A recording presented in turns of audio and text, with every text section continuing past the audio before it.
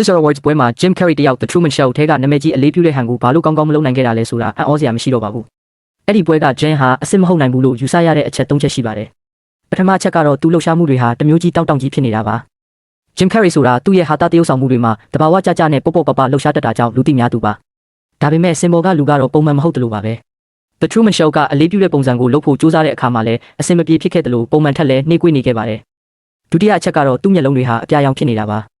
Jim ရဲ့မျက်လုံးတွေဟာအမြဲတမ်းအညိုရောင်ဖြစ်ပြီးဒါဟာသူ့ရဲ့တဘာဝအမှတ်သားတစ်ခုပါ။ဒါပေမဲ့ဒီလူရဲ့မျက်လုံးတွေကတော့အပြာရောင်ထင်သာဖြစ်နေလို့ချက်ချင်းပဲမေးခွန်းထုတ်เสียရဖြစ်လာခဲ့ပါတယ်။ဒါအပြင်သူ့မျက်နှာဟာအလှပဆိုင်ရာကုသမှုတွေခံယူထားတဲ့သူနဲ့တူနေပါတယ်။ဟာတလောကရဲ့အိုင်ကွန်ဖြစ်တဲ့ Jim ဟာသူ့ရဲ့အရေးအကြောင်းတွေနဲ့တဘာဝအတိုင်းအိုမင်းရင်ယုံမှုကိုအမြဲကုန်ယူတတ်သူဖြစ်လို့ဒါဟာတကယ်ကိုအံ့ဩစရာပါပဲ။နောက်ဆုံးအနေနဲ့ကတော့ Jim ဟာသူ့ရဲ့ရည်စားဟောင်းတည်ဆုံမှုနဲ့ Hollywood ရဲ့ PR တွေကြောင့်စိတ်တက်ကြဝေဒနာကိုပြင်းပြင်းထန်ထန်ခံစားခဲ့ရကြောင်းလူသိရှင်ကြားပြောကြားခဲ့ပြီးကတည်းကအမှုပညာလောကနဲ့ဝေးဝေးမှနေထိုင်ခဲ့ပါတယ်။သူဟာကုစားမှုတရက်အနေနဲ့ပကြီးဆွဲတာကိုတောင်လှုပ်ဆောင်နေခဲ့တာပါ။ဒါပေမဲ့ Cicero Awards ပွဲမှာတော့ Jim ဟာအလွန်ကြုံပြုံးရွှင်နေခဲ့ပါတယ်။ဒါကပိုပြီးတော့တောင်တန်တရားဖြစ်เสียကောင်းလာပါတယ်။ Jim Carrey အစ်စ်ကဘာမှလဲ။တချို့ကတော့ Jim ဟာဝေဒနာတွေကနေတက်တာလာပြီးဖြစ်လို့အမှုပညာလောကထဲပြောင်းဝင်လာဖို့ပုံစံတစ်နဲ့ပြင်ဆင်နေတာလို့ယူဆကြပါတယ်။တင်ကောဘလို့ထင်လဲ။ဒါ Jim Carrey အစ်စ်လားဒါမှမဟုတ်လူစားထိုးတယောက်လား။ကွန်မန့်မှာပြောသွားခဲ့ပါဦး။